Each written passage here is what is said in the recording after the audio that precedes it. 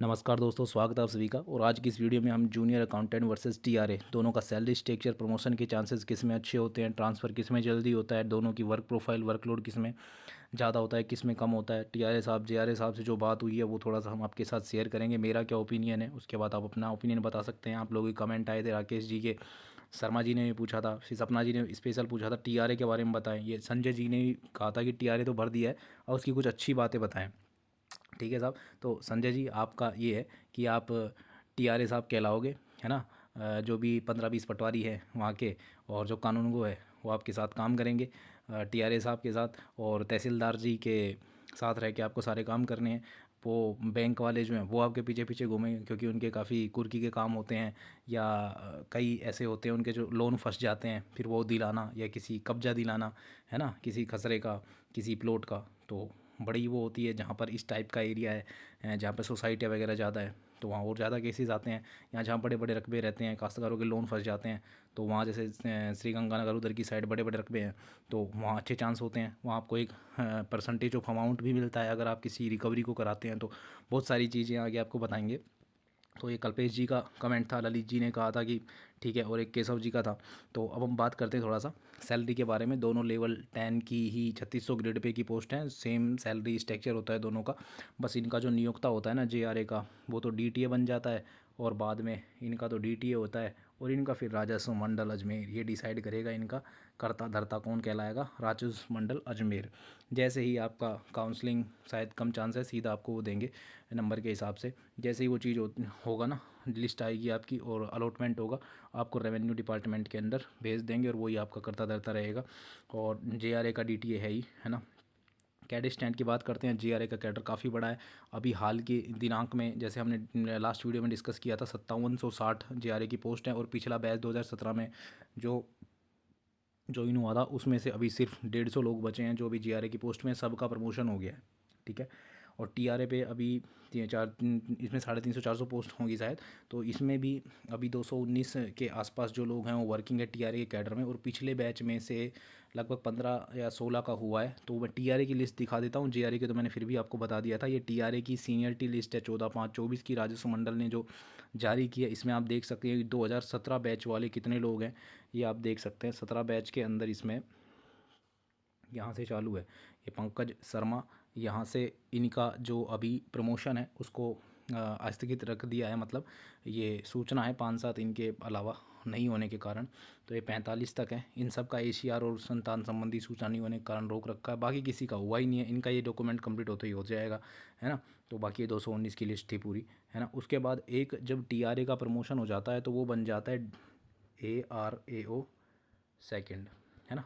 वैसे तो डीआरए ही बोलते हैं, लेकिन अब इनके पदनाम वगैरह चेंज कर दिए, तो ये बोलते हैं इसको, है ना, सहायक राजस्व लेखा अधिकारी ग्रेड सेकंड। ठीक है। तो अब देखो, ये यहाँ पे डीआरए की लिस्ट है और उसमें कितने लोग प्रमोट होके बने हैं ये आप देख सकते हैं। यहाँ पे पहला जो इरफान मोहम्मद जी है, इनकी ये पदोन्नति हुई है। 17 बैच वाले जो हैं इनकी हो चुकी है, 17 बैच के आप देख सकते हो। ये हो गए, ये सब 17 बैच के लोग हैं ना, 17 बैच के देख लो, 55 से 62 तक हो गए। उसके बाद जो अगली आप देख सकते हो ARO फर्स्ट की लिस्ट में ये वाले जो लोग हैं ये भी प्रमोटेड है। बाद में ये सब जो रीजेंटल वाले आ जाएंगे, PH कैंडिडेट आ गई है, और ये सब है, मतलब 10-12 लोग हैं जिनका प्रमोशन हुआ है 2017 वालों का। बाकियों को अभी थोड़ा समय लगेगा, लेकिन एक चीज़ हम कह सकते हैं कि प्रमोशन के चांसेस जेआरए में बहुत ज़्यादा है, टीआरए में बहुत कम है। तो पहले में ये चीज़ हो गई। प्रमोशन का मैं टाइम भी बता देता हूँ थोड़ा सा आपको। देखो, जेआरए से आप प्रमोट हो जाओगे AAO सेकंड में, क्योंकि देखो अभी 150 ही पोस्ट है ना। बाकी अब जब ये वैकेंसी फिलअप होगी तो ये कंप्लीट हो जाएगी। AAO सेकंड में भी काफ़ी पोस्टें खाली हैं, तो शुरू के 1001 बच्चों का अगले मैक्सिमम 5 साल में, मिनिमम 3 साल में प्रमोशन हो जाएगा। मैक्सिमम 5, मिनिमम 3, टॉप 1000 की बात कर रहा हूँ।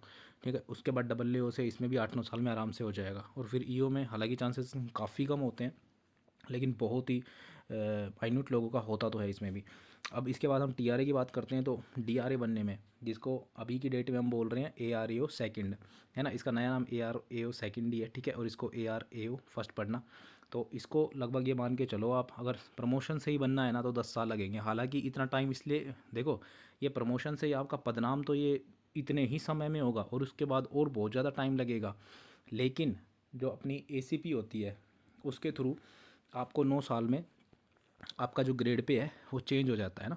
तो इसकी जो सैलरी है ना वो मिल जाएगी आपको 9 साल बाद। अब तो MACP 8 साल में भी हो जाता है कई बार, तो 9, 18, 27 का स्लैब होता है, तो आप 9 साल बाद आप ये कह सकते हो कि हाँ ठीक है मेरा भी हो गया प्रमोशन।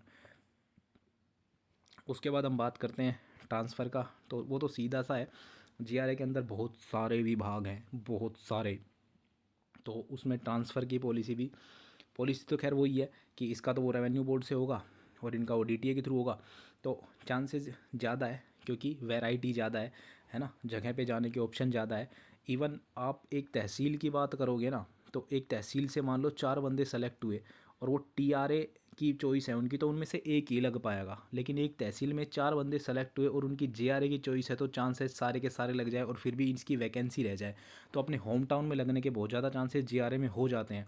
हालांकि कुछ एक जगह ऐसी है जहाँ ऑलरेडी फिल है तो उनको बाहर भेजेंगे, लास्ट टाइम भी भेजा था। तो वही है कि ट्रांसफ़र के चांस GRA में काफ़ी होते हैं। डिपार्टमेंट चेंज करने के भी, TRA में तो डिपार्टमेंट तो क्या ही चेंज करना है, वही तहसील में रहना है आपको, ठीक है। और ट्रांसफ़र के चांसेस भी इसमें थोड़े कम होते हैं क्योंकि हम एज़ कम्पेयर टू GRA बात कर रहे हैं यहाँ पे, ठीक है। उसके बाद अगली चीज़ आ गई आपकी वर्क प्रोफाइल। काम का थोड़ा बता देता हूँ। काम का देखो, जो रेवेन्यू में पटवारी होते हैं उनका रेवेन्यू से रिलेटेड जो भी वसूली होती है उसका काम होता है TRA का। साथ में जो रोडा एक्ट, जो लोन वगैरह फंस जाते हैं उनको क्लियर कराने का, और रेरा एक्ट में भी इनका काम आता है। रेरा की जो सोसाइटियाँ वगैरह होती है उसमें जो बिल्डर वगैरह होते हैं वो उनके ऊपर कोई कब्जा वगैरह नहीं देते हैं, तो जो पार्टी है वो केस डालती है, तो उनको अमाउंट वगैरह दिलाना या दूसरे फ्लैट पे कब्जा वगैरह दिलाना, इस टाइप के केसेस भी बहुत आते हैं इसके अंदर, ठीक है। तो अब हम बात कर लेते हैं JRA की। तो JRA के अंदर तो वही अपना ऑफिस वाला काम हो गया, बजट वर्क हो गया, या सैलरी से रिलेटेड हो गया, या कई बार IRSR GFR की एप्लीकेशन आती है, वो तो फिर हर एक डिपार्टमेंट में अलग अलग टाइप से होता है ना। चाहे आप उसमें CMH ऑफिस में हो, CDPO ऑफिस में हो, है ना, महिला सहकारिता में हो, PWD में हो, PHCD में हो, JDA में हो, UIT में हो, बहुत सारे आपके पास वैरायटी, और उसके हिसाब से आप चाहे RTO में हो, तो वो चीज़ें होती है ना। इसमें जो फिक्स आपको एक सैलरी मिलती है वो है ही, लेकिन TRA में कुछ एक लीगल परसेंटेज बोलते हैं, उसमें जब बैंक वगैरह की लोन रिकवरी होती है तो उसमें उसका कुछ परसेंटेज होता है TRA साहब का। तो कई ऐसी जगह तो वहाँ से उनको विद सैलरी वो चीज़ एक्स्ट्रा में मिल जाती है। ये चीज़ हो गई आपकी। और उसके बाद हम बात करते हैं TRA साहब से। जो हमने बात हुई पिछले बैच के, जो 2017 के बैच के थे, उनसे हमने बात की कि आपने TRA चूज़ किया। कि देखो दोस्तों, मैं बता देता हूँ, पिछली बार 200-250 कुछ लोग लगे थे, और टॉप 200 थे ना, जो लगभग टॉप 200, उन सब ने TRA भरा था, और उन सबको क्या मिला, TRA मिल गया। अब बाकियों को मिल गया GRA, यानी कि मान लो 201 रैंक वाले को मिल गया GRA, जिसके नंबर इससे कम थे। अब हुआ क्या, अगले 5 साल में इन सब का प्रमोशन हो गया 2022 में, इस 201 रैंक वाले का भी हो गया 2022 में, लेकिन ये अभी TRA ही है। इसकी तो ग्रेड पे हो गई 4200, ठीक है, और ये अभी 3600 पे ही है। सबसे पहला दुख तो इनका ये था कि सबका प्रमोशन हो गया, हम रह गए, हमारे बल्कि उससे अच्छे नंबर थे। अब इसके लिए इन्होंने क्या प्रयास किए, इसके लिए इन्होंने पहले प्रयास किए कि हमारा जो कैडर है TRA का छोटा सा, उसे JRA के साथ ही जोड़ दिया जाए। यानी कि अगर मान लो इनके साथ 3600 JRA लगे हैं, है ना, और मान लो कोई 5000 लोग जा रहे हैं, तो इनका कहना था हमें इसके नीचे जोड़ दो 5100 रैंक के साथ, और इनके साथ ऐसी पॉलिसी हो जाए कि हमें JRA में मर्ज कर दो, ताकि हमारे भी चांसेस हो जाए प्रमोशन वगैरह, क्योंकि TRA में तो अब लग बहुत मुश्किल रहा है, या हम चेंज कर सकें। तो वो चीज़ पॉसिबल नहीं हो पाई कोर्ट के थ्रू, कई लोगों ने डाला भी था इसके ऊपर। तो वो चीज़ इनकी दूसरी जो थी कि ये दिक्कत है। और तीसरी तो मैंने आपको बता दिया, थोड़ा सा एक बार जहाँ बाहर चले गए तो वहाँ से आने के फिर थोड़े से कम चांस हो जाते हैं अपनी तहसील वगैरह में, ये चीज़ थी। तो ये मैंने तीनों चीज़ इसमें डाल दी है ना। तो इसलिए जो JRA सारे उनका हो ही गया। 17 बैच वाले चाहते थे कैडर इसमें मर्ज हो जाए, क्योंकि उनके नंबर अच्छे थे, लेकिन TRA फिल करी तो उनको फिर वही है कि अब उसी पोस्ट पे रहना पड़ रहा है। जैसा कि मैंने आपको दिखाया कि 15-16 का ही अभी प्रमोशन हो पाया है इस पद के अंदर, ठीक है। तो ये यहाँ सारा चीज़ें अपन समअप करते हैं। काम मैंने बता दिया, पिछली बार का बता दिया सिचुएशन। अब मेरा ओपिनियन क्या है मैं शेयर कर देता हूँ। देखो, अब आपकी चॉइस भरी जा चुकी है। एक दो लोगों ने कोर्ट केस भी लगाया है चॉइस चेंज करने के लिए, कुछ नहीं होना, जो है वो हो गया। जिसको जानकारी थी उसने पूछ के भर दिया, जिसको इंटरेस्ट था उसने इंटरेस्ट के साथ भर दिया, है ना। जॉब का एक ही नियम है, अगर आप उसे इंजॉय करते हुए काम करते हो तो कोई इश्यू नहीं आता। बढ़िया टाइम निकल जाता है ना, कोई दिक्कत वाली बात नहीं है। देखो 5 साल में इनका JRA वालों का प्रमोशन हुआ, उसके 4 साल बाद इनका भी हो जाएगा। 9 साल में तो ACP लगी जाती है, क्या ज़्यादा फ़र्क पड़ रहा है, कुछ नहीं पड़ रहा। और तहसील में यार पावर की बात तो अलग ही होती है, एक TRA तहसील में बैठा है, एक JRA अपने खुद के उस कमरे में बैठा है, तो पावर के हिसाब से देखा जाए और तौर तरीके से देखा जाए तो TRA को तो अपन थोड़ा सा ऊपर लेके चल सकते हैं। तो यही चीज़ है। अब मैं अपना ओपिनियन शेयर कर देता हूँ। देखो अब यहाँ ओपिनियन सबके अलग अलग हो सकते हैं, हो सकता है मैं पार्शली बायस्ड हूँ, है ना। मैं फील्ड में भी रह चुका हूँ, तहसीलों में भी रह चुका हूँ, और मतलब एक तरीके से कह सकते हैं कि मैंने फील्ड में भी वर्क किया है या ऑफिस वर्क में भी संभाला है। तो अब जो चीज़ हर एक की अलग अलग फील होती है ना, किसी का अलग नेचर होता है, किसी को पब्लिक डीलिंग में अच्छा लगता है, किसी को लगता है कि नहीं मैं अपना अकेला ही वर्क करना चाहता हूँ। तो सबकी सोच होती है। स्टिल मेरा ओपिनियन JRA को जाता है, क्योंकि इसमें वैरायटी है चॉइसेस में, है ना। हम काफ़ी सारे डिपार्टमेंट में जा सकते हैं और चांसेस प्रमोशन के भी ठीक है, और चेंज जो हम करना चाहते हैं डिपार्टमेंट को भी और अपनी जगह को भी, पोस्टिंग प्लेस को भी, वही है। तो एक थोड़ा सा may be it is biased, है ना। जिन्होंने TRA भर दिया ना, उनको ऐसा कुछ नहीं है कि बहुत ज़्यादा वो कर दिया, वो भी बहुत अच्छी पोस्ट है। अब वहाँ जाओगे, इन्जॉय करोगे, तब आपको पता चलेगा, है ना। बस अब इसमें ज़्यादा खिचड़ी ना बनाते हुए यहीं पे इसको ख़त्म करते हैं।